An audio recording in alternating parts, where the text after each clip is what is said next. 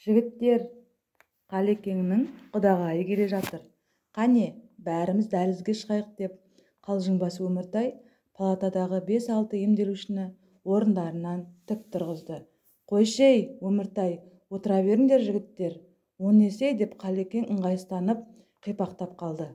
Палатадағылар шынымен де бір-бірлеп шыға бастағанда, дәлізде Айман құдағайының сылқ-сылқ күліп, біреулермен сәлемдесіп жатқан дауысы естілді. Қалекеңді қажап, ойынды қыздырып отырған құрдасы сейсен де шахматты тастай салып шығуға бет алды. Ойынды аяқтап тастайық та. Не болды деген Қалекеңе ол.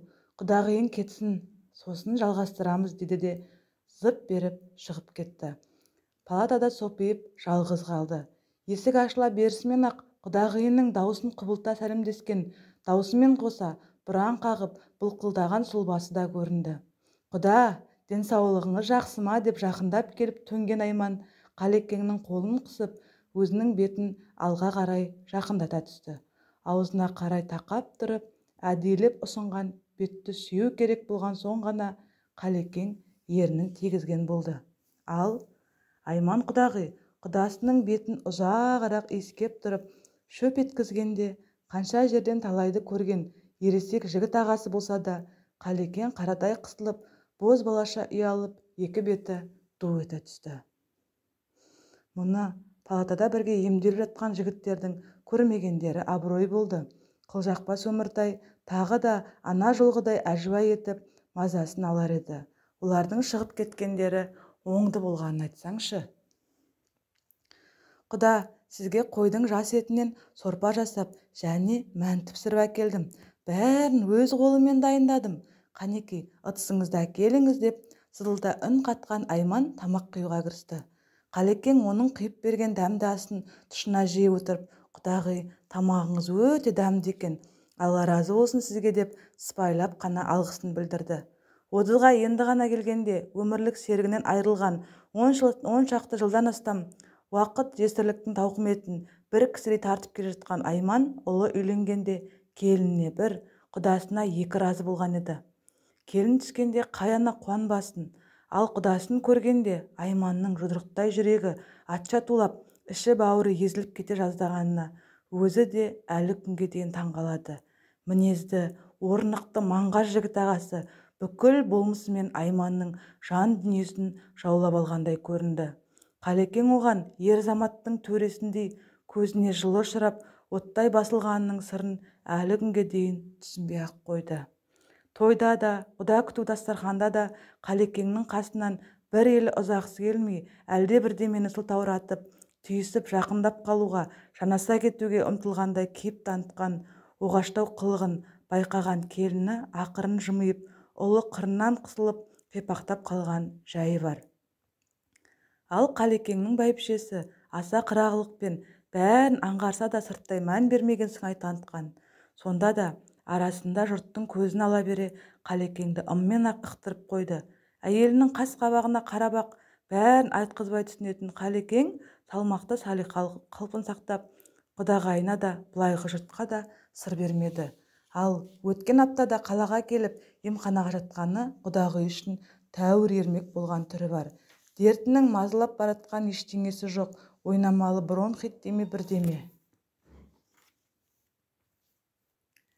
Жатып емделіп екпе ектірмесе асқынып кетеді деген соң осы ауруханаға келіп жатқан ғой. Бір палатада өзі қатарлаш бірнеше ер азамат бар. Сейсен секілді құрдастарымен шахмат ойнайды. Арасында емхананың ауласына шығып күн шуақта дуылдасып отырады. Әр тақырыптың басын бір шалып әңгіме дүкен құрады. Әйтеуір айналадағы қауыммен қалжыңдасып, қауқылдасып жатқаны. Кейде палатаны бастарына көтеріп, қарқылдап күлісіп, медбикелерден ескертуде алып жатады. Бірақ оған бола тынышталып жатқан ерлер жоқ. Сәл үнсіздіктен кейін қайтадан шуылдасып ала жөнеледі. Соңғы кезде күн құрғатпай келетін Айман құдағайдың қылықтарын айтып, Қалекеңді әжуалауды бәрі ермекке айналдырып алған. Әсіресе Өміртай деген аласа бойлы арық қара жігіт Айманның жүріс-тұрысы мен әр қимыл қылығын, даусы мен сөз саптауына шейін айнытпай салып, бәрін күлкіге қарық қылады. Құдды бір пародияшыл әртіс секілді. Бүгін де міне құдағайы мен екеуін оңаша қалдыру үшін әдейі бәрін ертіп тысқа шығып кетті. Қазір Айман кетіп, бәрі палатаға жиналған соң Өміртайдың тағы да бір өнер көрсетері анық. Әйтеуір міндетті түрде қылжақтап күлдіретін бірдеме табады ол жігіт. Тамақтанып болған соң құдағиына тағы да алғысын жаудырған Қалекең өзінен өзі бір түрлі ыңғайсызданып айтарға сөз таппағандай кеңкілдеп күле берді. Осы құдағиымен оңаша отырып та көрмеген, онымен жалғыз қалса бірдеме білдіріп алатындай өзінен өзі қысылатыны тағы бар. Неге бүйте беретінін өзі де білмейді. Қалек-ау, сіздің осы күлкіңіз үйге барған соң да көз алдыма елестеп, тіпті сағынып кетемін. Ғажап адамсыз ғой құда, деп Айман көзін аударып төңкеріп сыңқ-сыңқ күледі. О не дегеніңіз дегеннен өзге сөз аузына түспеген Қалекең тағы да кеңкілдеп күліп қана құтылады. Құда, арқаңызға массаж жасап берейін бе, деп Айман орнынан тұрғанда Қалекең одан бетер сасып қалды. Жоқ, құдағи, керек емес, отырыңыз, әңгіме айтыңыз, деп зорға құтылды. Әңгімеге келер болсақ, қызыңыз өзіңізге тартқан. Бір қарағанда момын болғанмен пысық, шаруаға епті, жұмысынан келе салып бәріне үлгереді. Аллаға тәубе деп қуанып отырамын. Анасының тәрбиесі ғой, шүкір. Қыз бала әкеге тартады дейді ғой, құдағиға емес, тура өзіңізге тартқан. Мейлі, аман болсын. Қызым жыламай жүрсе, мен бақыттымын. Әрине құда, оған еш алаң болмаңыз. Мен тұрғанда қызыңыздың басынан құс ұшпайды. Бәрекелді құдағи. Құда, жуатын киім-кешектеріңіз болса ала кетейін. Жоға, ол не дегеніңіз? Бәйбішем келгенде беріп жіберермін. Ала кетейін, ауылдан құдағидың келгенін күтіп жүресіз бе? Осылай бой бермеген құдағиы Қалекеңнің бір жейдесімен мәйкесін тартып алғандай болып пакетіне салып алды. Біртінде палатадағы жігіттер бірінен соң бірі келе бастады. Құдағайдың айтары таусылды ма, әлде емделушілердің бәрі ер азаматтар? Олардың ортасында жалғыз өз отыра беруден қысылды ма, кетуге ыңғайланды. Қалекең құдағиын шығарып салуға тысқа шықты. Құдағи-ау, сізге кір қоңымды жуғызғаным ыңғайсыз болды-ау? Қалеке, сізде құдамның киімін жуу мен үшін бақыт қой, оның несіне қысыласыз? Ертең сізге қандай тамақ әкелейін? Еш әуре болмаңыз құдағи, емхананың тамағы да жетіп жатыр. Оның сыртында осындағы інім мен келінім ертең келеміз деген. Жарайды, онда арғы күні келемін, киіміңізді жуып ала келермін. Әуреленетін болдыңыз-ау, ешқандай әуресі жоқ. Десе де, ал құда, арғы күні кездескенше, деді де, Айман әй-шайға қарамастан Қалекеңнің тура ерінен шөп еткізіп сүйіп кеп алды. Сөйтті де сылқ-сылқ күліп отырып тартып отырды. Айман үйіне көңілді оралды. Келіні мен ұлына, құданың көңілін сұрап қайттым. Денсаулығы жақсы, тамаққа тәбеті де жақсарып қалған екен, деді де әндете жүріп киімін ауыстырды. Құданың кірлеген киімдерін ала келдім. Ваннаға қоя салыңыз, кір машинаға өзім саламын ғой, деген келініне. Ойбай, келінжан, машинаға жолата көрме. Жан дегенде жалғыз құдамның киімін өз қолыммен жуамын. Сен жолама, өзім, деп аяқ астынан бәйек бола қалды. Келіні әдеттегісінше жымиып, ұлы тыржыңдап бірдеме демекке оқталды да, келіншегі әлде бір ишара жасағандай болған соң үнсіз қалды. Іңірде Айман үлкендеу шара құйылған суға құдасының жейдесімен мәйкесін салып алып, сипалап жуа бастады. Кір жуып отыр дегеннен гөрі кішкентай сәбиін шомылдырған жас анаға көбірек ұқсайтын секілді. Ондайда киім жуған адам сабындап алып, мыжып-мыжып сартылдатып отыратын секілдеді. Ал Айман әлгі жейдемен мәйкені тұп-тура баладай мәпелеп, ерекше аялап отырғандай көрінеді. Бір жерін ауыртып алмайын деген кісіше еппен ғана сылап сипайды. Ыңылдап отырған әні де әуені мұңлылау лирикалық халық әні. Арасында терең күрсінгенде екі көзіне жас толып кеткені жақындап қараған адамға анық аңғарылғандай еді. Кір жуу рәсімі мұнымен де біткен жоқ.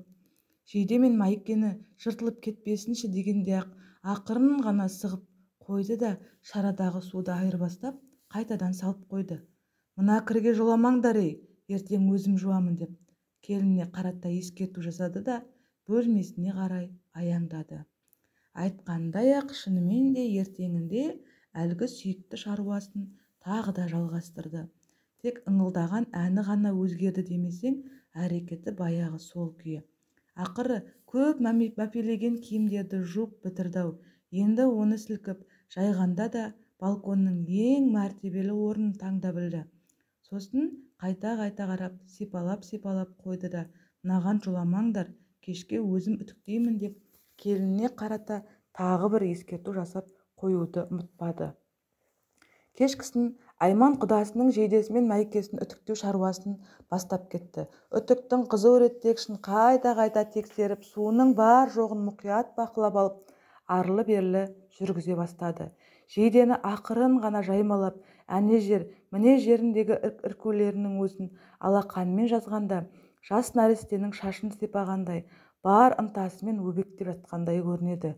Үтіктің өзін қатты басса күйдіріп алатындай, асқан ептілікпен арлы-берлі сырғытқанда қолы ғана емес, бүкіл денесі ырғалып билеп тұрғандай. Үтіктеп біткен соң, оны асқан мұқияттылықпен бар өнерін салып, әспеттеп отырып, бүктеді де пакетке салып, өз төсегінің басында тұрған тумбочканың үстіне қойды. Ертең емханаға барарымда мұны ұмытып кетпейін, есіме салып қойыңдаршы деп келініне ескертіп қойды. Онсыз да ұмытпайтынын және сол жейдемен Майкені апаруды сылтау етіп баратынын өзі де іштей өте жақсы біліп тұрса да, солай деп монтанси үн қатты. Ертеңінде түскі үзіліске Айман үйіне келмеді. Кейде қызметтес құрбыларымен бірге дәмханада түстенетін әдеті бар. Үйде ұлы мен келіні шай ішіп отырған. Біреу қоңырау басты. Келіні барып есікті ашып еді, әкесі мен шешесі келіп тұр. «Папа, сіз емханадан шығып қойдыңыз ба?» деп келіншегінің дауысы жарқын шыққанын естіген күйеу баласы ас үйден шығып ата-енесімен амандасты. «Бүгін таңертең дәрігерге тексеріп көріп, анализдеріңіз дұрыс екен. Бүгін шыға беріңіз деген соң шешеңді шақыртқанмын. Қазір көлік келеді. Осы үйдің мекен жайын бергенбіз. Ауылға кетеміз. Сендерге хабарласа шығайық деп келдік» деді Қалекең. «Көке, неге асықтыңыз? Қонып жатыңыздар. Ертең өзім-ақ жеткізіп саламын ғой» деген күйеу баласының сөзіне олар құлақ аспады. Бір-екі кесе шай ішкенше көліктері де келіп қалды. Екеуі асығыс қоштасып жолға шығып кетті. Кештетіп үйіне келген Айман бұл жаңалықты естігенде қабағы қарс түйіріліп, қатты мұңайып қалды. Түскі асқа келмегеніне өкінген сыңайы байқалады. «Құдағиға айтпадыңдар ма? Қонып кетпеді ме? Жол алыс қой». «Айттық қой, апа, бізді тыңдай ма? Даяр көлікпен жетіп алайық десіп, бір кесе шай ішті ме, ішпеді ме, кетті ғой» деді келіні. «Құдағи қашан да сөйтіп от алғатта жүреді екен. Ауылға асығатындай не бар екен? Қалаға бір рет келгенде жақын жұрағат жандар құдасының үйіне бір-екі күн аунап-қунап жатпас па? Жарайды, құданы қалайша тез шығара қойды екен? Емхана дұрыстап емдеді ме екен өздері? Дәрігері көріп шыға берсеңіз болады деп кеш айтыпты ғой. Мейлі, сауықса болды ғой, бастысы аман сау болсын». «Айтқаныңыз келсін, апа» деп келіні оған тамақ құйып ұсынды. Айманның асқа да онша тәбеті жоқ секілді. Көңіліне әлде бір мұң бардай терең бір күрсініп алды да, «Қанеки, шай құйшы» деді. Шай үстінде келінімен де ұлымен де жөнді ашылып әңгімелесе қоймады. Күндегідей немересін де аймалап сүймеді, еркелетіп алдына да алмады. Тұнжыра отырып шай ішті де бөлмесіне қарай кетті. Бөлмесіне кіргенде әлгі жейде мен Майке салынған пакеттің орнында тұрғаны көзіне оттай басылды. Балаша қуанып кеткен Айман: «Әй, келінжан-ау, папаңның мен жуып қойған киімдерін бермегенсің бе?» деп сұрады. «Ойбу, апа, тіпті есімде жоқ, қалып қойған екен ғой».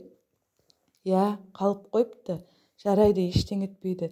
Ертең сенбе екен ғой, ауылға өзім апарып беремін» дегенде үнінде беймәлім бір қуаныш пен шаттықтың лебі байқалды. Айманның лезде көңілі көтеріліп, ыңылдата әндетіп келіп, «Қане, Сарыұлды әкелші, бүгін тіпті иіскеген де жоқпын» деп немересін көтеріп алып, шөпілдете сүйді. Оның қас қағым сәтте күрт өзгеріп көңілдене қалғанын көрген келіні төмен қарап ақырын ғана жымиғанын көрген Айманның ұлы әдеттегісінше қипақтап бір түрлі болып қалды.